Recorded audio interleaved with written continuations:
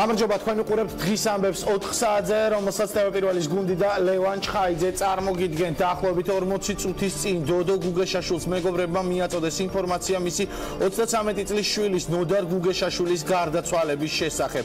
გაჭრილი თადარიგის პოლკოვნიკი ამ წუთებში რეანიმობილით მიიყვანეს სვანეთის უბანში, სადაც ნოდარ გუგეშაშვილის პანაშვიდი მიმდინარეობს. ექიმები იძლეოდნენ რეკომენდაციას, რომ მისი ჯანმრთელობის მდგომარეობის გამო გუგეშაშვილის პანაშვიდზე მისვლა რეკომენდირებული არ იყო. ტელეპირველის ჟურნალისტი სესილი ბოკერია მუშაობს სვანეთის უბანში და ის რამდენიმე წუთში ჩაგვერთვება პირდაპირ ეთერში. მანამდე კი დღის სხვა თემები ჩვენ რამდენიმე თემაზე ვისაუბრებთ სტუმრებთან ერთად. უკვე ცნობილია, რომ ერთხელში მოქცეული უკონტროლო ძალაუფლება, მოსმენები თვალთვალი და ასე შემდეგ სახელმწიფო უსაფრთხოების სამსახურის რეფორმირების საკითხზე არასამთავრობო ორგანიზაციებმა, უსაფრთხოების სექტორის ექსპერტებმა და დიპლომატიური კორპუსის წარმომადგენლებმა სამუშაო შეხვედრა გამართეს და სოფო ვერძეული ადამიანის უფლებების სწავლებისა და მონიტორინგის ცენტრის ინსტიტუციური რეფორმების პროგრამების დირექტორი არის. ამ თემაზე ჩვენი სტუმარი კონკრეტულად რა სახის რეფორმაზე არის, მოგესალმებით ქალბატონო სოფო. ამ შემთხვევაში საუბარი და ეს კანონპროექტი არის მიღებული არც თუ დიდი ხნის წინ. საკმაოდ დიდი დავა და კამათი იყო ამ თემაზე და რისი იმედი გაქვთ სახელმწიფო ამ შემთხვევაში დათმობს თუ არა კანონპროექტში გაწერილ იმ ვალდებულებებს, რომელიც აქვს სახელმწიფო უსაფრთხოების სამსახურს და ალბათ ხელისუფლების წარმომადგენლების გარდა ყველა უთანხმდებით, რომ ეს არის მართლაც გადაჭარბებული უფლებები, რომლის კონტროლით შეუძლებელია. მოგესალმებით, როგორც ცნობილია და როგორც გახსოვთ, სახელმწიფო უსაფრთხოების სამსახური შეიქმნა 2015 წელს, როცა ის გამოეყო შინაგან საქმეთა სამინისტროს, რაც ვთვლიდით და ახლაც ვფიქრობთ, რომ იყო წინ გადადგმული ნაბიჯი და მნიშვნელოვანი რეფორმა. წლების განმავლობაში ჩვენ საუბრობდით იმაზე, რომ შინაგან საქმეთა სამინისტროს ხელში იყო ჭარბი კომპეტენცია თავმოყრილი და არ იყო მიზანშეწონილი საპოლიციო, სამართალდამცავი და უსაფრთხოების სამსახურების ერთ სტრუქტურაში გაერთიანება, ამიტომ 2015 წლის რეფორმა იყო ძალიან მნიშვნელოვანი ნაბიჯი. თუმცა მაშინვე, როდესაც პარლამენტში იხილებოდა უსაფრთხოების სამსახურის შესახებ კანონი, იყო რამდენიმე ჯერ დაპირება გაჟღერებული, რომ გაყოფა პოლიციის და უსაფრთხოების სამსახურების იყო მხოლოდ პირველი ნაბიჯი და ის რისკები, რომელზეც ჩვენ საუბრობდით კანონპროექტის განხილვის დროს, იქნებოდა განხილული უკვე რეფორმის შემდგომ ეტაპზე. ჩვენ ამ დრომდე არ გვინახავს გააზრებული სისტემური ნაბიჯები უსაფრთხოების სექტორში 2015 წლიდან და უკვე შეგვიძლია ვისაუბროთ იმ რისკებზე, რომელსაც ქმნის ის საკანონმდებლო ჩარჩო, რომელიც 2015 წელს შეიქმნა. როგორც თქვენ აღნიშნეთ, პირველი, ალბათ ყველაზე ესეთი მსხვილი საკითხი, რომელიც ამ მიმართულებით დგას, ეს არის ჭარბი კომპეტენციის პრობლემა. ყველანაირი საერთაშორისო სტანდარტის გათვალისწინებით ჩვენ შეგვიძლია ვთქვათ, რომ უსაფრთხოების სამსახურის ხელში დღეს საგამოძიებო, სამართალდაცვითი, კონტრდაზვერვითი და სხვა ფუნქციების არსებობა არის სრულიად გაუმართლებელი. ჩვენ სახეზე გვაქვს სრულიად დახურული ტიპის გაუმჭვირვალე ორგანო, რომელსაც აქვს ძალიან ბევრი ისეთი ფუნქცია, რომელიც არც ერთი დამოუკიდებელი ორგანო საპარლამენტის მხრიდან არ კონტროლდება. ძალიან ნათელია ამ მხრივ სტანდარტით, საუკეთესო გამოცდილებაც, იმ ქვეყნების მაგალითებიც, რომლებიც ამ სფეროში მიიჩნევიან როგორც საუკეთესო პრაქტიკის მაგალითების მქონე ქვეყნებად, რომ ასეთ სამსახურებს არ უნდა ქონდეთ საგამოძიებო ფუნქციები, სწორედ იმიტომ, რომ ამ გზით ისინი ახერხებენ პირად ცხოვრებაში, ადამიანის უფლებებში დაუბალანსებელი და თვითნებური ჩარევის განხორციელებას. სწორედ ეს მინდა გკითხოთ. კონკრეტული საქმის საგამოძიებო მოქმედების ფარგლებში არსებული კანონმდებლობის მიხედვით შესაძლებელია თუ არა, რომ პირი, რომელსაც საერთოდ არ აქვს ამ საქმესთან კავშირი, მასთან მიმართებაში განხორციელდეს უკანონო თვალთვალი, მიყურადება და ასე შემდეგ. ერთ-ერთი მთავარი პრობლემა, რაც სხვათა შორის ასევე ჩვენ გასაჩივრებული გვაქვს საქართველოს საკონსტიტუციო სასამართლოში, არის კონტრდაზვერვითი საქმიანობა და ამ საქმიანობის მომწესრიგებელი კანონმდებლობა, რომელიც ამბობს, რომ კონტრდაზვერვის მიზნებისთვის სახელმწიფო უსაფრთხოების სამსახურს შეუძლია განახორციელოს ფარული ვიდეო გადაღება, ფარული ფოტო გადაღება, ისე რომ ამას არ ჭირდება სასამართლო კონტროლი და ამ საქმიანობას ასევე ვერ აკონტროლებს ვერც ერთი სხვა დამოუკიდებელი ორგანო. ამ ნაწილში ჩვენ შეგვიძლია ვთქვათ, რომ პრაქტიკულად უკონტროლოდ არის დატოვებული სახელმწიფო უსაფრთხოების სამსახური და დღეს არავის არ შეუძლია თქვას ამ სამსახურის გარეთ, ვის მიმართ ხორციელდება კონტრდაზვერვის მიზნებისთვის ფარული მიყურადება და ფარული ვიდეო თუ ფოტო გადაღება. ეს არის ის საკითხი, რაც არის სასამართლოში გასაჩივრებული და აქვე რომ საგამოძიებო საკითხს რომ დავუკავშიროთ ეს თემა, სუსის ხელში კონტრდაზვერვის მიზნებისთვის სრულიად დაბალი უკონტროლო მექანიზმებით და სტანდარტით ფარული საქმიანობის განხორციელება და ამავე დროს მისთვის დანაშაულის გამოძიების ფუნქციის მინიჭება, რომელიც როგორც ვიცით, გაცილებით მაღალი სტანდარტით სასამართლოს პროკურორის კონტროლით უნდა მიმდინარეობდეს, როგორც ყველა სხვა შემთხვევაში დანაშაულის გამოძიება არის ხოლმე. ერთდროულად ამ ორი ფუნქციის ერთი სამსახურის ხელში თავმოყრა უკავშირდება ისეთ პრობლემას, როგორიც არის ინფორმაციის მიმოცვლის უკონტროლობა. არავინ არ იცის დღეს როგორ ახორციელებს სუსი მაგალითად კონტრდაზვერვის მიზნებისთვის ფარულ საქმიანობას და შემდგომში როგორ იყენებს ამ მასალას საგამოძიებო. ფაქტორი არის ალბათ გასათვალისწინებელი. ქვეყნის უსაფრთხოებიდან გამომდინარე ალბათ ძალიან მნიშვნელოვანია, რომ შესაძლოა კონტრდაზვერვითი საქმიანობის დროს იყოს ინფორმაცია, რომელზეც არ შეიძლება ხორციელდებოდეს კონტროლი. როგორ არის დასავლურ სივრცეში და დასავლურ სახელმწიფოებში მაგალითად იმ შემთხვევაში თუ კონტრდაზვერვის ამ შემთხვევაში სამსახურს არ უნდა რომ მისი ინფორმაცია იყოს გაკონტროლებული კონკრეტული თქვათ არასამთავრობო ორგანიზაციის სახალხო დამცველის ან სხვა ნებისმიერი უწყების მიერ როგორ უნდა მოხდეს აქ ბალანსის დაცვა რადგან ალბათ თანხმდებით იმაზეც რომ არის რაღაც საიდუმლო ის რასაც კონტრდაზვერვის დეპარტამენტი ოპერაციას აღონიზიებას ახორციელებს და ეს უნდა დარჩეს საიდუმლოდ და მეორეს მხრივ უნდა იყოს დაცული თქვათ ის მომენტი რომ არ წაუწდეს ხელი ამ შემთხვევაში სახელმწიფოს თქვათ არასაქმესთან მიმართებაში მყოფი პირების თვალთვალზე და მიყურადებაზე.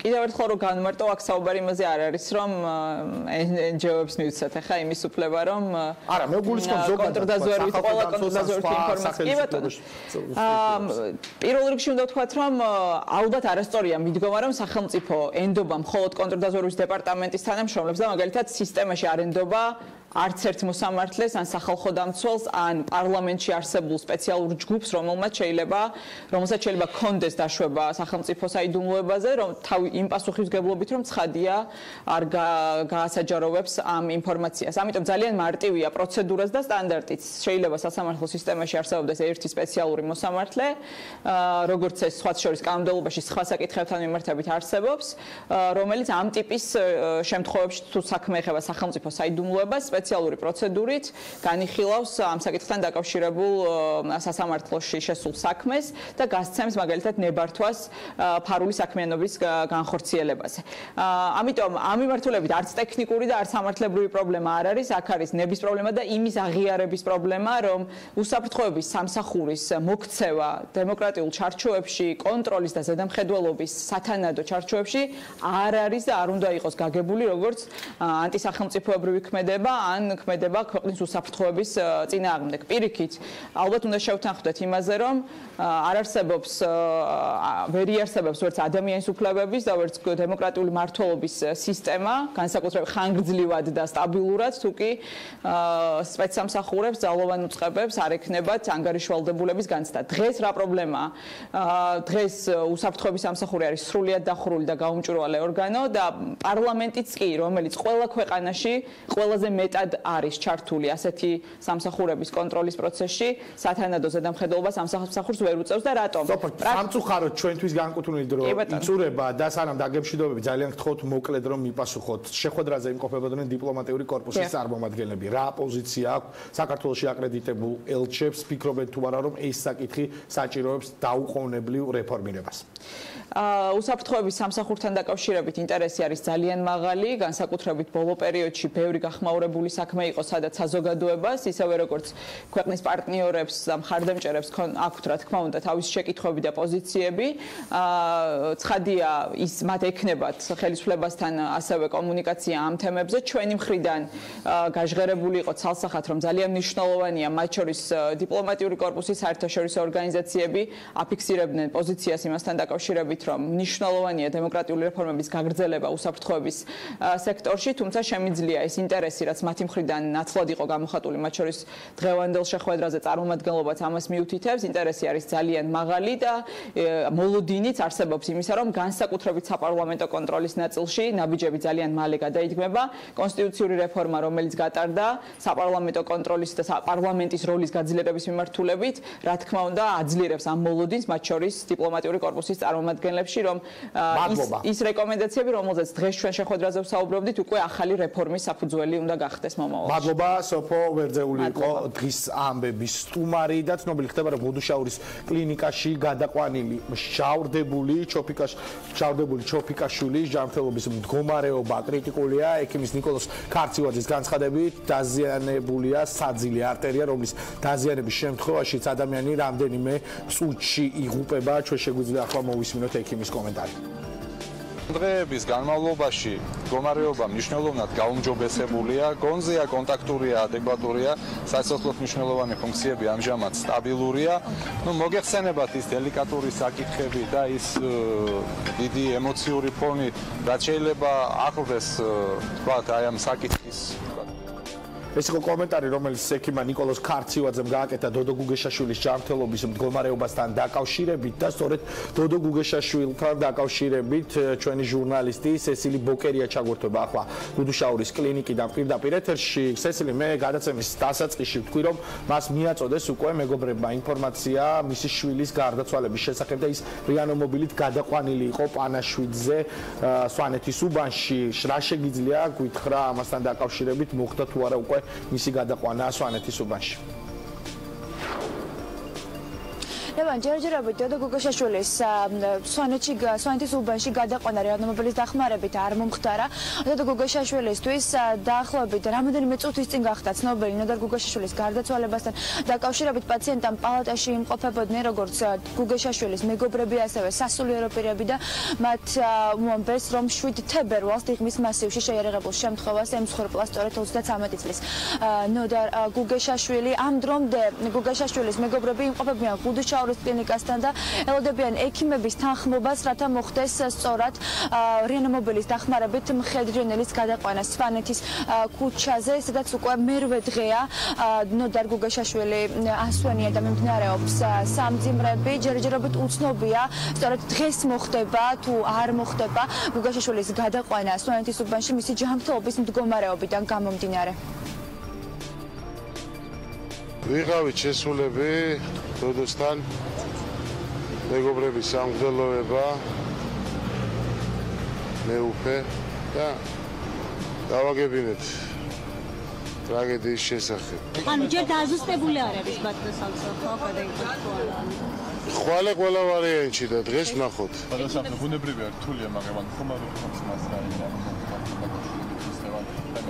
არაფერი დეტალი აბსოლუტურად. არაფერი ბიზნესზე აქ არ არის ლაპარაკი რა. ეს არის აბსურდი. საერთოდ ბიზნეს რო იძახი, ბიზნესი სხვა რამეა. ბიზნესში არიან პარტნიორები და ის სულ სხვა თემა არის. ეს თქვენ მიზანმიმართულად თუ რატომ იძახით ასე, ჩემამდე არ დადის, რომ დოდო გუგეშაშვილი გამოგყავთ დიდი ბიზნესმენი და რომელიც ნაქირავებში შვილთან ერთად დახვრიტეს. ეს არის უბრალოდ დახმარების თხოვნა, რომ იქიდან ეს არის იმისთვის დიალოგი საერთოდ, რომ შესულიყო ურთიერთობაში ის ვიღაცა უცხო ადამიანი. დოდო გუგეშაშვილი ამ დრომდე რჩება რეანიმაციულ განყოფილებაში. ჯერჯერობით უცნობია გაცემენ თუ არა რეკომენდაციას და მიცემენ თუ არა უფლებას ექიმები გუგეშაშვილის მეგობრებს, რომ რეანიმობილის დახმარებით გადაიყვანან შვილის პანაშვიდზე. რაც შეეხება ხვალ დადასტურებულად უკვე ცნობილია, რომ დოდო გუგეშაშვილს რეანიმობილის დახმარებით გადაიყვანენ და დედა დაესწრება უკვე ნადირ გუგეშაშვილის დაკრძალვას. სესილი ბოკერია საუბრობდა გუდუშაურის კლინიკიდან პირდაპირ ეთერში, როგორც მან გითხრა, დოდო გუგეშაშვილს უკვე მიაწოდეს ინფორმაცია შვილის გარდაცვალების შესახებ და მოგვიანებით გახდება ცნობილი, მას რეანიმობილით გადაიყვანენ თუ არა ნადირ გუგეშაშვილის პანაშვიდზე სვანეთის უბანში. ექიმები იძლევიან რეკომენდაციას, რომ მისი ჯანმრთელობის მდგომარეობიდან გამომდინარე არ არის მიზანშეწონილი მისი პანაშვიდზე მისვლა. დავით ნარმანიას პასუხისმგებლობა ვარკეთილის მეტროს სადგურში მომხდარი ნგრევის გამო ნარმანიას დროინდელი სატრანსპორტო სამსახურის უფროსი ნუგზარ ჭეიშვილი უკვე გაათავისუფლეს თანამდებობიდან. ის ამ სამსახურში მერის ცვლილების შემდეგ მოადგილის თანამდებობას იკავებდა. სატრანსპორტო სამსახურის უფროსი მამუკა კობახიძე ამბობს, რომ სამუშაოების მონიტორინგზე და მიღება ჩაბარებაზე პასუხისმგებელი სატრანსპორტო კომპანია იყო და ყველა პირის პასუხისმგებლობის საკითხი დადგება უახლოეს მომავალში. კიდევ ერთი და ამ თემაზე ჩვენ ვისაუბრებთ უკვე აუცილებლად თბილისის მერის მოადგილესთან ერთად და მერიაში კიდევ ერთი თემა თემა იყო დღეს რეგულაციები ტაქსებზე, რაწლოვანების ავტომობილები შეძლებენ სერვისის განხორციელებას, როგორ შეიძლება დაეხმაროს საბანკო სექტორი შედარებით ახალი ავტომობილების შესაძენად ბრძოლებს და ზოგადად როდის და რა ფორმით ამოქმედება რეგულაციები. ამ თემაზე ვისაუბრებთ ჩვენს სტუმრებთან ერთად. გიორგი გაბაშვილი, თბილისის საკრებულოს ფრაქცია ევროპული საქართველოს თავმჯდომარე იქნება ჩვენი სტუმარი, ასევე ტაქსის მძღოლი ლევან ხუციშვილი და თბილისის საკრებულოს ფრაქცია ნაციონალური მოძრაობის თავმჯდომარე ირაკლი ნადირაძე იქნებიან. ამ თემაზე ჩვენი სტუმრები რეკლამის შემდეგ კი უკვე თბილისის მერის მოადგილე მაია ბითაძე უპასუხებს ჩვენს შეკითხვებს. გოგა გაბაშვილს მინდა დაუსვა პირველი შეკითხვა. მოგესალმებით ბატონო გოგა, მადლობა რომ იღებთ გადაცემა. ბატონო გოგა, მადლობა რომ იღებთ გადაცემაში მონაწილეობას. თქვენ განცხადებაში ვკითხულობდით, რომ ამ ინიციატივის გაჟღერებით მერიაც უკვე აჟღერებს იმას, რომ კონკრეტული ასაკობრივი, ვთქვათ, დაწესებული იქნება ავტომობილებზე, რომლებიც შეძლებენ სერვისის განხორციელებას. რა გაძლევთ ამის თქმის საფუძველს და რატომ არ მოგწონთ, ვთქვათ, თუ მერია დააწესებს კონკრეტულ ასაკობრივ შეზღუდვას ავტომობილებზე, რომლებიც უნდა განახორციელონ ტაქსის სერვისის მიწოდება. პირველ რიგში ვიტყვი, რომ აბსოლუტურად გაუგებარია ჯერ მთლიანი კონტურები, ეგრეთ წოდებული რეფორმის ტაქსებთან დაკავშირებით. ჩვენ გვეუბნებიან, რომ არის პირველი ეტაპი, სადაც უბრალოდ მოხდება რეგისტრაცია, იქნება რაღაც საფასური, რომელსაც გადაიხდიან მძღოლები და დარეგისტრდებიან სისტემაში და მერია გაიგებს, რამდენი ტაქსი ყავს თბილის და ამის მერე უკვე იწყება რაღაცა, რის შესახებ ინფორმაცია ბოლომდე არ აქვს. აქ გაჟღერდა ისიც, რომ შემდგომ იქნება რაღაც შეზღუდვები ავტომანქანის წყლოვანების მიხედვით, ავტომანქანის მდგომარეობის შესახებ, იყო რაღაც გამონათქვამები აბსოლუტურად სნობური ავტომატური ავტომობილების რაც ჰიგიენურ მდგომარეობას შეამოწმებენ და მძღოლებისას თქვათ ცოდნას ქუჩების მიხედვით. ანუ ეს არის რეგულაციები, რომელიც არაფერში საჭირო არ არის, ეს ერთი. მეორე არის განუხორციელებელი აბსოლუტურად და მესამე არაფერს კარგს არ მოიტანს. მთელ სოფლიოში კი იყო დრო მე-20 საუკუნის შუაში და ბოლოსკენაც, როცა ტაქსები რეგულირდებოდა და ქალაქი ცდილობდა ტაქსების ბიზნესის რეგულირება, ზოგადად გაცემდა ლიცენზიებს და აკონტროლებდა. მთელ სოფლიოში დღეს უკვე ეს ბიზნესი, ისე როგორც ბევრი სხვა ბიზნესი, მიდის დერეგულაციის გზით. ანუ ეს არის კერძო პირებს შორის შეთანხმება. ერთი ადამიანი არის მზად, რომ გადაიყვანოს მგზავრი, მეორე ადამიანი არის მზად, რომ ამაში გადაიხადოს რაღაც თანხა და ისინი ერთმანეთს უთანხმდებიან და ხდება მგზავრის გადაყვანა. რა შვაშია აქ საერთოდ ქალაქი რა უნდა არეგულიროს და რატო უნდა ჩაერიოს. მით უმეტეს ქვეყანაში, სადაც არის უკიდურესი სიღარიბე და ჩვენ ახლა ვიცით ხო, რაზეც არის ლაპარაკი, ადამიანებს დაუსაქმებლებს, უმუშევრებს ზოგიერთ დასაქმებულს, რომელსაც არ ყოფნის შემოსავალი თავის ოჯახისთვის, არიან გამოსული ქუჩაში და სიტყვის სრული მნიშვნელობით მთელ დღეს ატარებენ ქუჩაში, გადაყავთ გზავრები, რომ 1-2 ლარი შეიტანონ ოჯახში და თავის ოჯახები გამოყვებონ. ეს ადამიანები მართლაც გმირულად შრომობენ, ეს ადამიანები თავის სარჩო-საბადოებს თვითონ შეულობენ სახელმწიფოს და შემწეობას არ არიან, ასე ვთქვათ, არ ელოდებიან, არ შესჩერებიან სახელმწიფოს, თვითონ შეულობენ, თვითონ მოიპოვებენ თავის ფულს. ეხლა იქ პრეტენზიები, რომ ზოგი მანქანა ესეთი კონდიციისაა, ზოგი ისეთის, ეს სუფთად კონკურენციის საკითხია, ხო? თუ ადამიანს გაქვს საშუალება, გაქვს ფული და გინდა უფრო უკეთესი მანქანით გადაადგილდე, არის სატაქსო კომპანიები, რომელსაც გამოიძახებ და შესაბამისი ძვირიანი მანქანები არსებობს საშუალო ფასის მანქანები და საშუალო ფასის კომპანიები, არსებობს უკვე აპლიკაციები, სადაც არავინ არსად არ რეგისტრდება, მძღოლები იყენები, იწერენ ამ აპლიკაციას და შეუძლიათ ამ აპლიკაციით მივიდენ და მიაკითხონ თავის კლიენტებს. ხო, უკვე იმდენად დერეგულირებულია, იმდენად თავისუფალია ეს ბაზარი, იმდენად მრავალსეგმენტიანია და იმდენად არ არის საჭირო აქ ცხვირის ჩაყოფა, რომ ნებისმიერი ცხვირის ჩაყოფა მხოლოდ რთულებს ადამიანებს ცხოვრებას. ადამიანებს, რომლებიც თავის სარჩო-საბადოებს თვითონ შეულობენ, ეხლა დაუწესონ რეგისტრაცია, რა თქმა უნდა, ეს რეგისტრაციაც იქნება ფასიანი, მაგრამ ეს არ არის მხოლოდ პრობლემა. მე რა თქმა უნდა, მათ დაუწაუყენებენ ერთ პირობას, მეორე პირობას, მესამე პირობას. იმიტომ რომ ჩვენ გვესმის, რომ ესეთი აბსურდული საუბარი, ტაქსები არის ბევრი. ხო? ესეთი რატო არის, როცა ტაქსი არის ბევრი ცუდი, მე არ მესმის, ანუ თბილისი არის ქალაქი, სადაც შეიძლება თავისუფლად გამოიძახო ტაქსი, თავისუფლად გააჩერო ტაქსი, კონდეს დიდი არჩევანი ტაქსებს შორის, ანუ ეს რატო არის ცუდი, რას არეგულირებენ, რას არეგისტრირებენ, მათ არ გითხრათ ვერ გავიგე ხა. ლაპარაკია დისკომფორტულ ტაქსებზე, ხო? არის საშუალება, ვისაც არ უწყობს დისკომფორტული ტაქსი, გამოიძახოს კომფორტული. ვისაც ფასის მიხედვით მინიმალური კომფორტის პრეტენზია აქვს, იმიტომ რომ მინიმალურ თანხად უნდა გადაადგილება, აჩერებს იმ ტაქსს. გასაგებია, ბატონ გოგა, აუცილებლად უნდა გკითხოთ დღეს მერიაში განხორციელებულ საკადრო ცვლილებებზე. თბილისის მერმა დავალება მისცა სატრანსპორტო სამსახურის უფროსს, რომ ყველა ის პირი, რომელიც ვარკეთილის მეტროსადგურის სამუშაოებზე იყო პასუხისმგებელი და როგორც სატრანსპორტო სამსახურის ახალმა ხელმძღვანელმა განაცხადა, სწორედ მისი წინამორბედი იყო პასუხისმგებელი, ნუგზა ჭეიშვილი და ის დათხოვნილია სამსახურიდან, უნდა იყოს შესაბამისად დასჯილი. ფიქრობთ თუ არა, რომ ამ შემთხვევაში დავით ნარმანიაზეც უნდა განხორციელდეს რაღაც ფორმით პასუხისმგებლობის განაწილება, რადგან სატრანსპორტო სამსახურის უფროსი ალბათ მერის გარეშე ვერ შეძლებდა ასეთი დავალების და მოცულობის სამუშაოს შესრულებას. პირველ რიგში ვიტყვი, რომ ვინც გაანთავისუფლებს კონკრეტულად მათ შესახებ არაფერი არ ვიცი და შესაძლოა დაბალი რგოლის თანამშრომლები მოეკიდენ გუგრილად საქმეს, შეიძლება ისინიც იმსახურებენ, ასე ვთქვათ, სამსახურიდან გაშვებას, მაგრამ ის რო აქ ამ ვითარებაში მერიამ განტევების ვაცები ეძებოს დაბალ რგოლებში, ნამდვილად არ არის სწორი და სამართლიანი, ხო? ესეთი მნიშვნელოვანი საკითხები, როგორც არის მეტროში განსახორციელებელი სამუშაოები, გზები, ესტაკადები, ხიდები, ზოგადად, ხო, ესეთი მნიშვნელოვანი საქმე არასოდეს არ წყდება დაბალ დონეზე და არასოდეს არ წყდება თუნდაც მაგალითად ერთი თქვათ შეპოსეს დონეზე, ხო?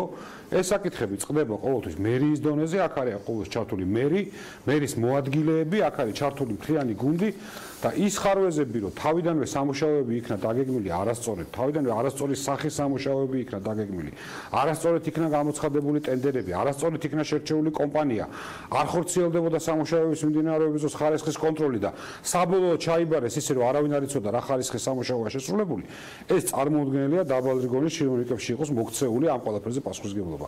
ეს არის რა თქმა უნდა მერის შემადგენლობის, ხელმძღვანელის შემადგენლობის მუშაობის სტილი, ახლა ყველამ ვიცით ხო წლებია, ანუ ეს ფაციფუცში საქმე კეთდება, როგორ კეთდებოდა საქმე მერიაში, როგორ მიმდინარეობდა სამუშაოები, ანეკდოტორი მაგალითები გვაქვს დაგებული გზების და ორ კვირაში ისევ გადაგებული, იმიტომ რომ გაფუჭდა, გარემონტებული ხიდების, რომელიც ჩაინგრა და მეორეჯერ მოუხდათ გაკეთება, ხეების, რომელიც კლუმბებს ააცილეს და იგივე ნარმანიას ცნობილ სასაფლაოებს უეძახიან, აი ესეთ სამუშაოები. ანუ ის აბსურდი, რომელიც ტრიალებდა ქალაქის მერიაში, თუ გვინდა რომ არ გაგრძელდეს და ჯერჯერობით მე ნამდვილად ვერ ხედავ რაიმე სისტემურ, სტრუქტურულ ცვლილებებს გარდა თქვათ პიარის ნაწილის რაღაც აქტიურობებისა, მერია მუშაობს ისევე როგორც მუშაობდა. თუ გვინდა სერიოზული გაუმჯობესება, აქ უნდა რა თქმა უნდა დაბარგოლში შეიძლება ვიღაცა იყოს პასუხისმგებელი გულგრილობაზე, მაგრამ უნდა შევხედოთ, როცა ჩვენ ვამოვდით ნარმანიას კაბინეტის ძირითადი საკვანძო პერსონები გადმოყვნენ კალაძეს კაბინეტში ზუსტად თქვათ სტრატეგიული მიმართულებებით 13 თანამდებობის პირია, რომელიც არის იგივე და აგრძელებს მუშაობას, ჩვენ გულისხმობდით იმას, რომ პერსონალური პრეტენზია კი არ მაქვს ვინმესთან, პერსონალიებს კი არ ვერჩი იმ უთავბოლობას, უნიათობას და მავნებლობას, რომელიც წლებია ტრიალებს მერიაში. გრევის შემდეგაც და დღესაც საკმაოდ ხისტი იყო კახიკალაძე თავის განცხადებებში, რომ ყველამ უნდა აგოს პასუხი. თქვენ პირადად გაქვთ თუ არა მოლოდინი, რომ შეიძლება კალაძემ ღიად ან თქვათ ირიბად დააყენოს დავით ნარმანიას პასუხისმგებლობის საკითხი მეტროსადგურში მომხდარი გრევის გამო? არა მაქვს მე ამის მოლოდინი და ალბათ ყველას კარგად გვესმის რატომაც, იმიტომ რომ კახიკალაძე, დავით ნარმანია, ეს ჩვენ არ ვლაპარაკობთ ან სხვადასხვა პოლიტიკურ მიმართულებაზე, ან სხვადასხვა პოლიტიკურ გუნდზე, ხო? ეს არის ერთი ქართული ოცნება, სადაც პერსონაჟები იცვლებიან, მაგრამ შესაკრებთა გადანაცვლებით საერთო ჯამში ჯამი, სტილი, ხელწერა არ იცვლება. ჩვენ გვაქვს ლაპარაკი საქართველოს მთავრობის წევრზე, ამ შემთხვევაში საქართველოს მთავრობის ვიცე-პრემიერზე, ადამიანზე, რომელსაც არაფორმალურად ისედაც ძალიან დიდი გავლენა ჰქონდა ქალაქის მერიაში, რომელიც ყველაფერს მიაღწევდა ქალაქის მერიაში და ნებისმიერ ცვლილებას, როგორც მთავრობის ვიცე-პრემიერს, რომ ასე ვთქვათ, რაიმე ინიციატივა გამოივლინა და დაესვა თავის დროზე საკითხები. ანუ აქ არის ერთიანი პოლიტიკური გუნდი, ერთიანი პოლიტიკური პასუხისმგებლობა, ეხლა აქ რაღაცა სხვაობები, რა თქმა უნდა, შეიძლება იყოს ახლა ნარმანია რადიკალური მაგალითია, ყველაფერს გააჩნია რადიკალური, ასე ვთქვათ, გამოხატულება, ხო? ნარმანია უთავბოლობის და ასე ვთქვათ, პასიურობის და პოლიტიკური უწონადობის, ასე ვთქვათ, კლასიკური მაგალითია, მაგრამ ისო პრინციპული ცვლილებები მოხდეს, უნდა შეიცვალოს მიდგომები, უნდა შეიცვალოს პრიორიტეტები, უნდა მერია უფრო მეტად ორიენტირებული გახდეს იმ საჭიროებებზე, რომელიც აქვს თბილის და თბილისელებს და არა პარტიულ პარტიკულარისტულ, ასე ვთქვათ, მცირე ინტერესებზე, რომელიც მხოლოდ ერთი პოლიტიკური ჯგუფის არის. მადლობა, ფრაქცია ევროპული საქართველოს საკრებულოს თავმჯდომარე გოკა გაბაშვილი საუბრობდა პირდაპირ ეთერში. ახლა კი თბილისის საკრებულოს ფრაქცია ნაციონალური მოძრაობის თავმჯდომარე ირაკლი ნადირაძე უპასუხებს დღის ამბების შეკითხვებს.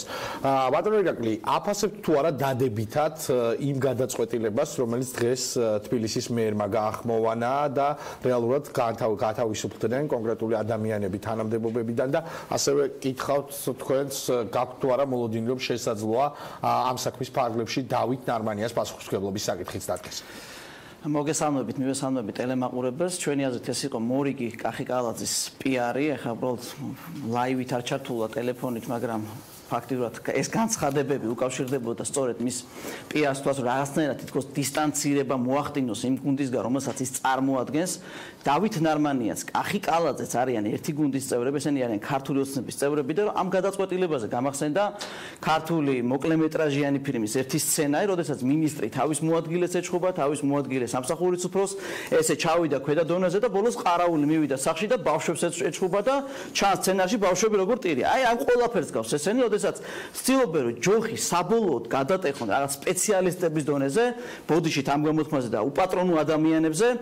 თორე იმ ადამიანებს, ვინც უნდა აიღოს ამაზე გარდა სისხლის სამართლებრივი პასუხისმგებლობისა, პოლიტიკური პასუხისმგებლობა, რომელიც არის ძალიან მნიშვნელოვანი ამ საკითხებში, იმიტომ რომ მესმის აქ დანაშაულში გამოიკვეთებიან ალბათ კონკრეტული ადამიანები და ამას იმედი მაქვს, რომ ძალიან მალე იტყვის გამოძიება, თუმცა რამდენად სამართლიანი იქნება, ამაზე ალბათ არავის დიდი მონოდინი არ აქვს, თუმცა მაინც დროზე უნდა დაასრულოს რაღაცა მაინც გითხრას.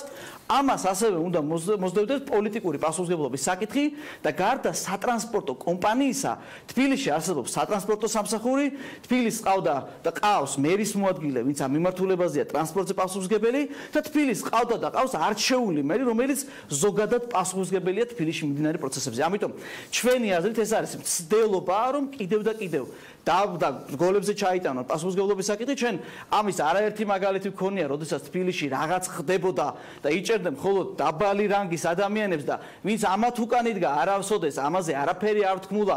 ის ქთამის აღების კონკრეტული შემთხვევა, რომელიც უკავშირდებოდა გახმაურებულ მათ შორის გვარებს, ვისთან მიქონდათ, ვინ იყო ამაზე პასუხისმგებელი. მათ შორის კი ბატონო, უბრალოდ მესახელი და გვარი არ ვთქვი, მაგრამ ფაქტია, რომ შემოიფარგლებოდნენ მხოლოდ დაბალი დონით და არასოდეს არავინ მათ მაღლა მდგომი არ დასჯერა და არავის პასუხისმგებლობის საკითხი არ დამდგარა. ზუსტად ანალოგიურ შემთხვევასთან გვაქვს ახლა საქმე და ფაქტია, რომ ისინი ცდილობენ ამ საქმის მიჩქმალას, მიჩუმათებას, იმიტომ რომ დარწმუნებული ვარ, აქ კითხვები ჩნდებოდა ყველა დონეზე, გამოცხადებული ტენდერი და როგორ შედგა სატენდერო პირობები, რომ ფაქტიურად შავსიაში მყოფმა კომპანიამ მიიღო მონაწილეობა სტრატეგიული ობიექტის სარემონტო სამუშაოებში, ისე რომ არანაირი გამოცდილება არ ჰქონდა, რამდენად სწორად იყო პროექტი შემდგარი, ვინ იყო ექსპერტები და ვინ ჩაიბარა ეს უხარისხო სამუშაოები, ვინ იყო და იყო თუ არა საქმის კურსში მერის შესაბამისი მოადგილე და მერი, იმიტომ რომ ვიცით რომ ეს წინასაარჩევნოდ რაც დაჩქარებული წესები დიდი ზარზეიმით გაგვიხსნეს და კინაღამ დიდი მსხვერპლი და უბედურები დამთავრდა. ამიტომ ვერ გაექცევიან ისინი ამ პასუხისმგებლობას, სისხლის სამართლებრივი პასუხისმგებლობა ერთია და ამას რა თქმა უნდა პასუხი უნდა გაეცეს, მაგრამ პოლიტიკური პასუხისმგებლობის საკითხი თუ ვინმეზე უნდა დადგეს, ус უნდა დადგეს ქალაქში არჩეულ მერზე კიდევ ერთხელ ვიძახი, რომელიც პასუხისმგებელია ზოგადად თბილისში და მათ შორის საზოგადოებრივ ტრანსპორტში მიმდინარე პროცესებზე საკითხებზე. რაც შეეხება რეგულაციებს ტაქსებზე, ძალიან ბევრი მათ შორის მოქალაქე გამოთქვამდა პრეტენზიებს, რომ ამ კუთხით აუცილებელია რაღაც გარკვეული რეგულაციების შემოღება და პრობლემის მოგვარება. მერიამ დაიწყო ამაზე მუშაობა და ოპოზიციისგან გვესმის, რომ ეს არის არასწორი ნაბიჯი და დააზარალებს იმ ადამიანებს, რომლებიც ტაქსის სერვისს ახორციელებენ დედაქალაქში. რატომ ხედავთ პრობლემას იმაში, რომ დედაქალაქის მერიამ მოაგვაროს ეს საკითხი და რაღაც გარკვეულ ჩარჩოებში და რეგულაციებში მოაქციოს ტაქსების სერვისი დედაქალაქში? მთავარი პრობლემა არის ამ პროცესის ბუნდოვანება, იმიტომ რომ თვითონაც არ იციან რომელ ეტაპზე რასაკეთებენ და როგორც ყოველთვის ქართული ოცნება უკნიდან იწყებს საქმის კეთებას. ევროპული ტაქსი რა თქმა უნდა კარგია, მაგრამ მოდით აი სანამ ტაქსის მძღოლებს მოვთხოვთ ჩვენ ევროპულ ტაქსებს. ვიკითხოთ და გავიხედოთ, გვაქვს თუ არა ქალაქში ევროპული ტიპის საგზაო ინფრასტრუქტურა. რა თქმა უნდა არ გვაქვს. გვაქვს თუ არა ევროპული ტიპის სატრანსპორტო ინფრასტრუქტურა და მოწესრიგებული საზოგადოებრივი ტრანსპორტი. რა თქმა უნდა არ გვაქვს და ის ადამიანები, რომლებიც ტაქსის გაძვირების შედეგად და ეს ტაქსები აუცილებლად გაძვირდება და ამასაც ახსნი, რატომ ვეღარ ისარგებლებენ ტაქსებით, მათ მოუწევთ გაუმართავ საზოგადოებრივი ტრანსპორტით გზავრობა, როდესაც ხედავთ ჩვენ რომ მეტროში ფაქტობრივად ადამიანებს ჭერითავზე ენგრევათ. მანამ სანამ მოვთხოვთ ევროპულ ტაქსებს, მივცემთ ადამიანებს ჩვენ ევროპული სამუშაო, ევროპული პენსია, შევქმნათ ევროპული სოციალური გარემო და შემდგომში მოვთხოვთ კი ბატონო ტაქსების რეგულაცია. მაშინ როდესაც გვაქვს ქვეყანაში უმძიმესი სიტუაცია, მაშინ როდესაც 50,000 ადამიანზე მეტი ეს ელემენტარული აი ტაქსაობით არჩენს ოჯახს თავს, ეს ყველაფერი გავს მხოლოდ და მხოლოდ ერთ რამეს, რომ ამ ადამიანების ჯიბეში ჩაყონ ხელი და დამატებით ამით ვიღაცამ ისარგებლონ და ვიღაცამ შემოსავლად მიიღონ. სხვა ეს არაფერს არ უნდა, როდესაც გვეუბნებია რომ ტაქსები არის გაუმართავი, ტაქსების გამართულობასთან ეს არაფერ შუაში არ არის. რა თქმა უნდა, ტაქსი გამართული უნდა იყოს, ისევე როგორც გამართული უნდა იყოს ნებისმიერი მანქანა, როგორც უნდა იყოს გამართული მიკროავტობუსი, ავტობუსი და ეს დაარეგულირა სხვა რეგულაციამ. და თქვენ იცით რომ ეგ დათვალიერება შემოვიდა 2018 წლის 1 იანვრიდან 2019 წელს სრულად ამოქმედება. ამიტომ თუ ჩვენ საუბრობთ იმათო რომ გაუმართავია ეს ყველაფერი და ამიტომ ვაკეთებთ, ეს ამას არ არეგულირებს.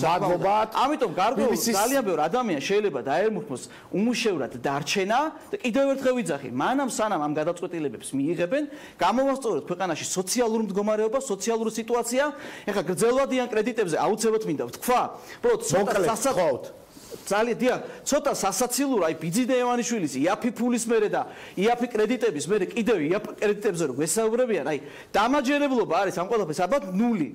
50,000 მანქანა მოძრაობს და ეხლა რა რეგულაციებსაც სავარაუდოდ აპირებს მერია რომ დააწესოს, ეხლა $10,000 მაინც უნდა რომ ისეთი მანქანები შეიძინოს. ელემენტარული რომ პოზიცია ელემენტარულად რომ გადავამრავ ჩვენ რეკლამის მილიარდი არის კრედიტზე, ეხლა მერის მოადგილე მაია ბითაძე იქნება და გვეუბნება იაფი ეს არის ხალხის დაცინვა და ეს ზღაპარი, ეს ტყუილების კასკადი თბილისელებს, ისე როგორც ჩვენი ქვეყნის მოსახლეობას ერთხელ უკვე ნანახი აქვს. მადლობა თბილისის საკრებულოს ფრაქცია ერთიანი ნაციონალური მოძრაობის თავმჯდომარე ირაკლი ნადირაძე იყო დღის ამბების სტუმარი და რა ინტერესები და რა მოთხოვნები აქვს თავად ადამიანებს, რომლებიც ახორციელებენ დედაქალაქში ტაქსის მიწოდების სერვისს. ლევან ხუციშვილი, ტაქსის ძოლი არის უკვე ჩვენი სტუმარი. მოგესალმებით ბატონო ლევან, მადლობა რომ ხართ დღის ამბების სტუმარი. ის რაზეც საუბრობენ არგუმენტები ოპოზიციისგან, რომ შეიძლება ეს არ არის ჯერჯერობით გაურკვეველია თუ კონკრეტულად რა რეგულაციებზე არის საუბარი. თქვენ პირადად ხართ თუ არა მომხრე, რომ გარკვეული რეგულაციები იყოს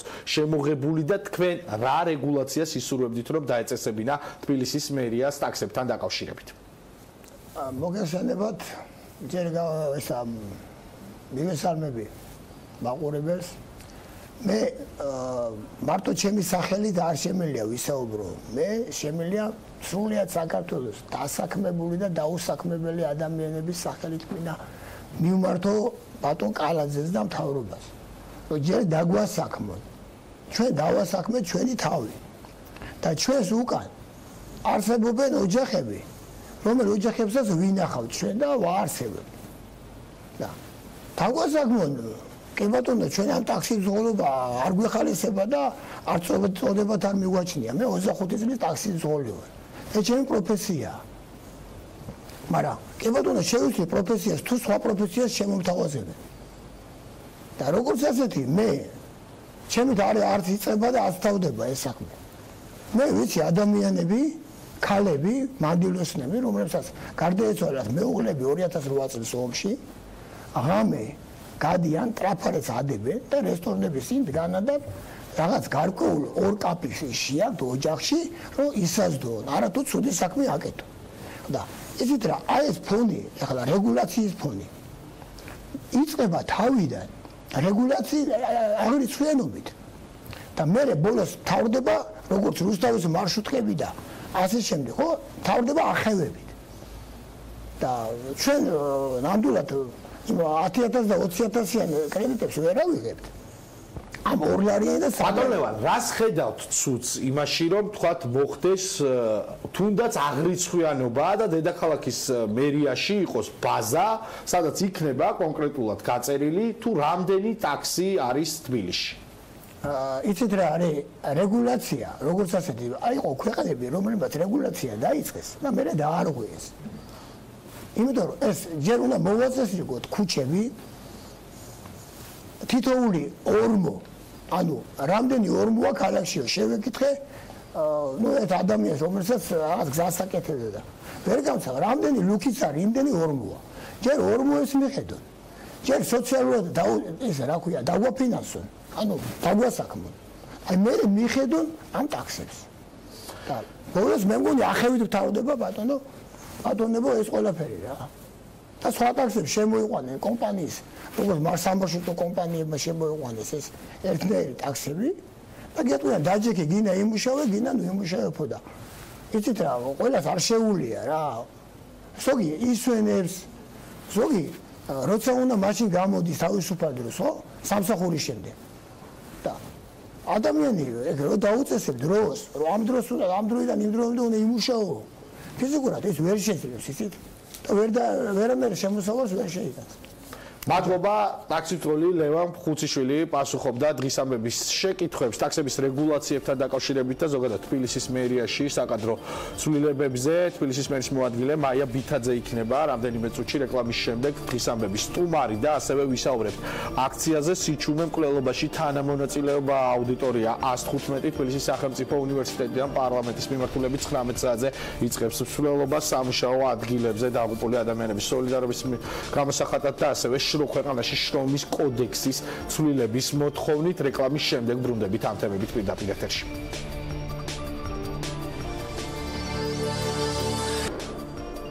რეკლამის შემდეგ დღის ამბები 4 საათზე ლევან ჩხაიძესთან ერთად პირდაპირ ეთერში აგრძელებს მუშაობას ვსაუბრობთ მერიაში საკადრო ცვლილებებზე და ასევე აქციაზე რომელიც არის დაგეგმილი 19 საათზე თბილისის სახელმწიფო უნივერსიტეტიდან პარლამენტის მიმართულებით სიჩუმე მკვლელობაში თანამონაწილეობა ეს ეხება შრომის დროს დაღუპულ ადამიანებს და აუდიტორია 115 ითხოვს რომ შრომის კოდექსი ქვეყანაში დროულად უნდა იქნას.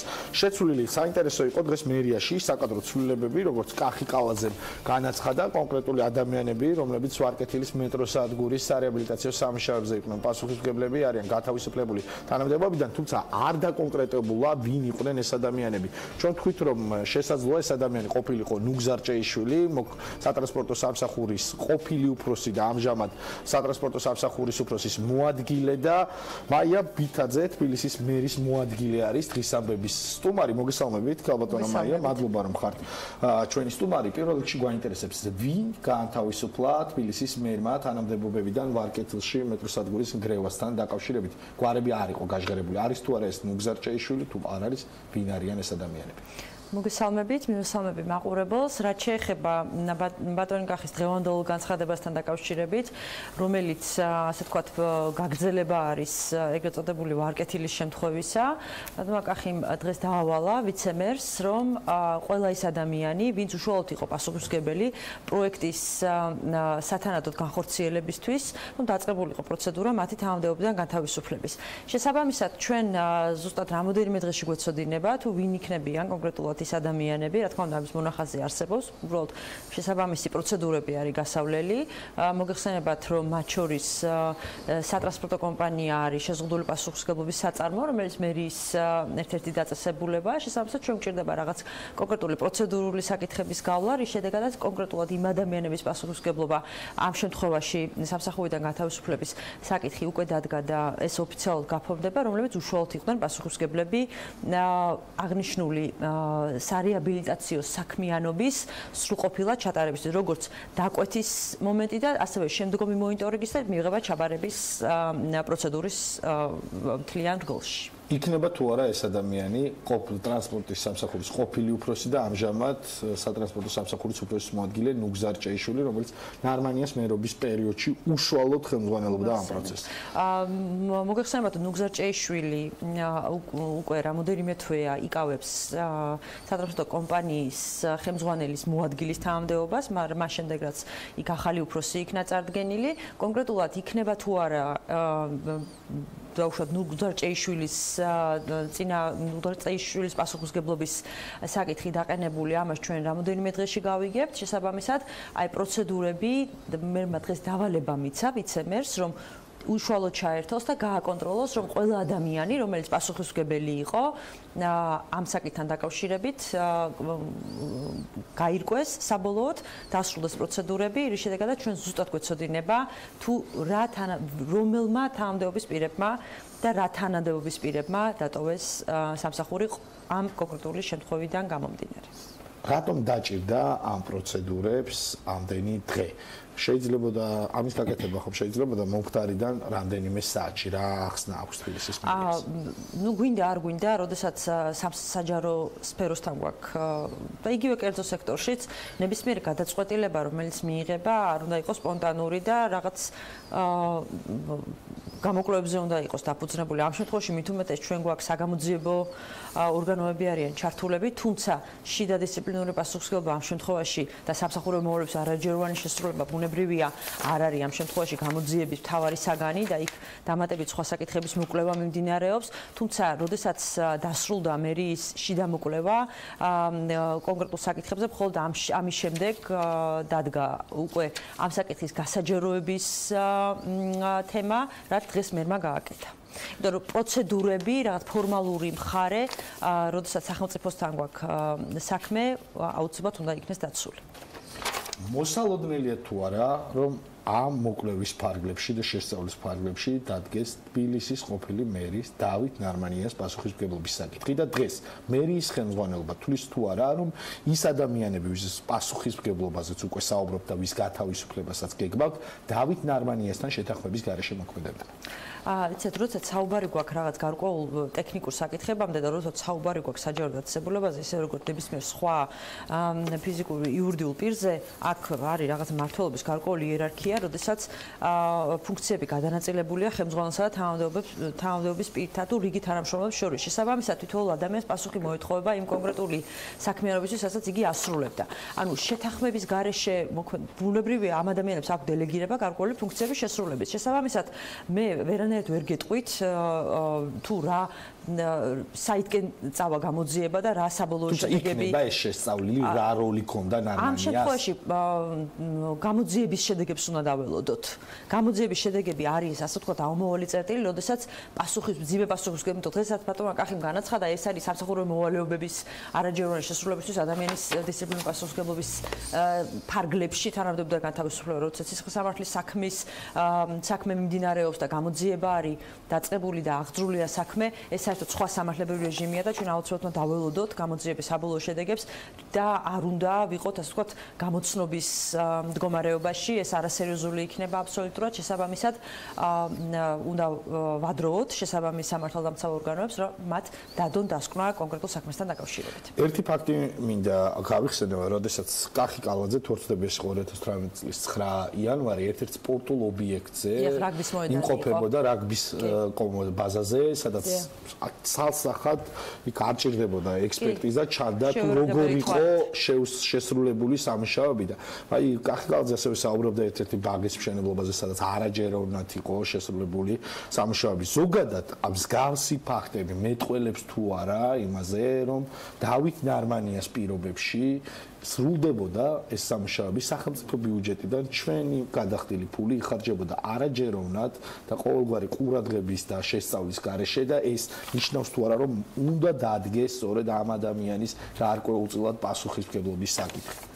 კიდევ ერთხელ, ანუ ვერანაირად ვერ დავადასტურებ, რომ მანდამაინც ყველაფერზე ამ შემთხვევაში ყოფილ მერის ან წინააღმდეგ უნდა აღიძრას რაღაც საქმე ან რაღაც პასუხი. ანუ ამას ყველაფერს ჩვენ დრო გვაჩვენებს, თუმცა ერთი მნიშვნელოვნად მინდა ვთქვა, რომ რაგბის მოედანი მართალია იყო პირველი შემთხვევა, როდესაც იქნა შემოწმებული და იქ აღმოჩნდა ვიზუალური დათვალიერების შედეგადაც კი ძალიან დიდი ხარვეზები აღმოჩნდა. შემდეგ იყო ბაღი, ერთ-ერთი ახალ რეაბილიტირებული ბაღი. სწორედ ეს იყო და შემდეგ სამწუხარო შემთხვევა ვარკეთილის, აი ზუსტად იმ დღეს დაემთხვა, როდესაც ბაღის იდენტიფიცირება გავაკეთეთ. ნამდვილად მისვლას გეგმავდა და აი სამწუხარო შემთხვევა მოხდა, რაც რა ვიცი, ნამდვილად ბედნიერებაა, რომ ფატალური შემთხვევა ამ შემთხვევას არ მოყოლია. ამის შემდეგ მერმა იცით, რომ დავალება გასცა, რომ ხარისხის კონტროლი არის ერთ-ერთი მთავარი პრობლემა, რომელიც აუცილებლად სასწრაფოდ უნდა იქნეს გამოსწორებული, როგორც მაგალითად იგივე ის თქვენი შემომდევნო თემა, შრომის უსაფრთხოების თემა, სადაც ასევე ჩვენი კუთხით გარკვეულ ცვლილებებს გეგმავთ. ეს არის ისეთი თემები, რომელიც დაკავშირებულია ჩვენი და ჩვენი თანამოქალაქეების და ქალაქ სტუმრების ყოველდღიურ ცხოვრებასთან. შესაბამისად, ხარისხის კონტროლი მოთხოვნა დაკვეთის პროექტის შესრულებისა და ჩაბარების კუთხით იქნება და უკვე არის ძალიან მაღალ დონეზე აყვანილი და მაგალითად მინდა მოვიყვანო ის, რომ აი ამ სამწუხარო შემთხვევების შემდეგ ჩვენ დავუკვეთეთ ალტერნატიული ექსპერტიზა ყველა უკვე რეაბილიტირებული ობიექტის და ასევე უკვე დაპროექტებული თვითონ პროექტების, რათა თავიდან იქნეს აცილებული ნებისმიერი გართულება, რომელიც შეიძლება ჩვენ ქვემო ფონიჭალაში ახალი ბაღის მშენებლობაზე პირადად მაქვს მომზადებული რეპორტაჟი, სადაც პროექტის მიხედვით ძალიან საინტერესო პროექტი იყო. მე ვცდილობდი მომეძებნა, თუმცა ანალოგი არ მინახავს. ბავშვების სათამაშო სივრცე იყო ბაღის სახურავზე მოწყობილი. საიდანაც დაახლოებით 1 მეტრის სიმაღლის იყო ჯებირი, საიდანაც შეეძლოთ და შეუსრულებელი იყო ეს ვალდებულება. სახელმწიფო ბიუჯეტიდან 1.200.000 ლარი არის გადახდილი, თუმცა იქ მშენებლობა არ არის დასრულებული და სავარაუდოდ მეორე ტენდერის გამოცხადება მოგიწევთ იმისთვის, რომ ამ ბაღის მშენებლობა დასრულდეს. ადგილობრივები არაშენდასაც კი უწოდებენ უკვე ამ ბაღს და თუმცა ამის მიუხედავად დავით ნარმანია საკმაოდ კომფორტულ პოზიციაზე, კარგად გრძნობს თავს და მაღალ ხელფასსაც იღებს სახელმწიფო ბიუჯეტიდან.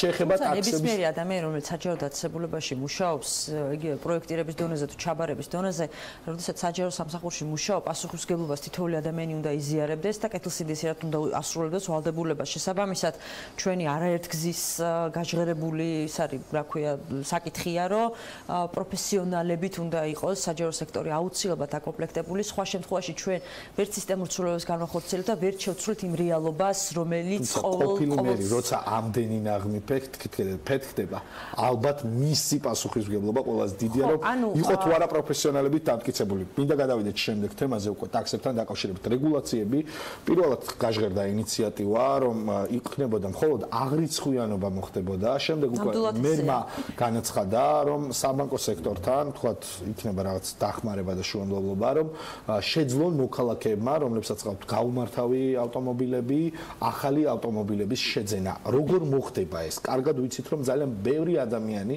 მათ შორის დარწმუნებული ვარ ტაქსის მცხოვრებიც არიან ეგრეთ წოდებულ შავ სიებში მოხვედრილი. როგორ შეძლებენ ეს ადამიანები, რომ მიიღონ საბანკო კრედიტი გრძელვადიანი და გააგრძელონ თავიანთი საქმიანობა, რაც რეალურად მათთვის არის ერთადერთი შემოსავლის წყარო? პირველ რიგში სანამ დეტალებზე გადავიდოდე, ხაზგასმით მინდა ვთქვა, რომ ძალიან არასწორად ხდება ინტერპრეტირება იმ რეფორმისა, რასაც ჩვენ ვიწყებთ უკვე მიმდინარე წლიდან. ეგრეთ წოდებული ტაქსები რეფორმა ტაქსების მიმართულებით. არასწორად ხდება ინფორმაციის მიტანა, მათ შორის ოპონენტების მხრიდან იმ ადამიანებს, მე უსმენდი ახლა ბატონი იყო, რომელიც ამ სერვისით არის დაკავებული, ინტერპრეტაცია ძალიან ცუდად ხდება და ეს ბუნებრივია, ძალიან კარგად გვესმის, რითი არის გამოწვეული, რომ ნებისმიერი რეფორმა, რომელსაც მერია წარმოიწყებს, იქნა შავ ფერებში დახატული და ადამიანებს გაუჩინონ რაღაც ჩიშის განცდა, რომ მერია ამ შემთხვევაში და სახელმწიფო არის მტარვალი და ცდილობს, ასე ვთქვათ, ადამიანები დაეტოვოს ულუკმაპუროთ. ანუ პირველი მიზანი, რაც მერიას ამოძრავებს და სახელმწიფოს ამოძრავებს, ეს არის ის, რომ კომფორტული გახადოს გადაადგილება და ცხოვრება ჩვენ დედაქალაქში. პირველი რეფორმა, რაც სახელმწიფოს უკვე დაწყებული აქვს, ტექნიკური დათვალიერების თემა, ისი ძალიან ეტაპობრივად და ძალიან რბილად მიმდინარეობს. მოდით ესეც უნდა ვაღიაროთ, იმიტომ რომ მიმდინარე წელს ტექდათვალიერება ძალაში შევიდა მხოლოდ და ყველაზე დიდ ტვირთად დააწვა თვითონ საზოგადოებრივი ტრანსპორტს, რომელსაც მერია მართავს მაგალითად და იცით, რომ ჩვენ უკვე წელს 100 ავტობუსის შემოყვანას გეგმავთ, რათა ძალიან და ჩვენი სახსრებით, დაზოგილი ეკონომიებით, რათა ძალიან სწრაფად წავიდეთ, ასე ვთქვათ, მთელი ავტოპარკის ჩანაცვლებისკენ, იმიტომ რომ ის გამონაბოლქვი, რასაც ეს ავტომობილები აფრქვევენ, ასე ვთქვათ, სოციალური დახმარების ამოუსებელი ქვევრის დამაბალანსებელი ვერასოდეს ვერ იქნება. შესაბამისად, არასწორი ინტერპრეტაცია ძალიან ცუდ ზეგავლენას ახდენს ადამიანებზე და არასწორი ხდება ინფორმაციის მიტანა. რაც შეეხება რეფორმას, რომელიც ტაქსებთან არის დაკავშირებული, რომელიც სინერგიაშია და სინქრონში იქნება 2019 წლიდან ტექნიკურ დათვალიერებასთან, მისი მთავარი ამ რეფორმის პირველი ეტაპის მთავარი მიზანია და ეს რეფორმა ჩვენ არ მოგვიგონია, ეს რეფორმა არის რეფორმა, რომელიც ეყრდნობა საუკეთესო საერთაშორისო პრაქტიკას, მათ შორის დერეგულირებისა თუ რეგულირების ნაწილში და მომზადებულია მათ შორის ჩვენი უცხოელი პარტნიორების დახმარებით და ისინი დღესაც არიან ამ პროცესში ჩართულები. რეფორმის პირველი ტალღა არის ძალიან მარტივი, პრიმიტიული, როგორ თქვა, აღრიცხვას, რომლის მთავარი მიზანი არის აღრიცხვა. რომელიც მთავარი მიზანი არის აღრიცხვა, იმიტომ რომ თუ ჩვენ არ ავორიცხავთ, წარმოუდგენელია რეფორმის მეორე და მესამე ეტაპზე გადასვლა, რაც საერთო სატრანსპორტო პოლიტიკის განუყოფელი ნაწილია. რაშიც თავის თავში მოიაზრებს სატრანსპორტო ინფრასტრუქტურის გაუმჯობესებას, რასაც ჩვენ დღეს ვწოდებ, აქ იყო ორმოების აღრიცხვაზე საუბარი და რა შუაშია საერთოდ ორმოების აღრიცხვა, მაშინ როდესაც ჩვენი მთავარი პოლიტიკა ასევე ისეთი საგზაო ინფრასტრუქტურის შექმნა და ამ კუთხითაც ხარისხის კონტროლი, ლაბორატორიული კვლევები ძალიან მაღალ დონეზე აყვავს, ეტაპობრივად ის ასფალტიც, რომელიც იგება, იყოს ძალიან მაღალი ხარისხის. შესაბამისად, არ შეიძლება ჩვენ ერთ საკითხს ველოდეთ, რომ მეორე საკითხს სამწუხაროდ გვიწევს პარალელურად ძალიან ბევრ საკითხებთან ბრძოლა.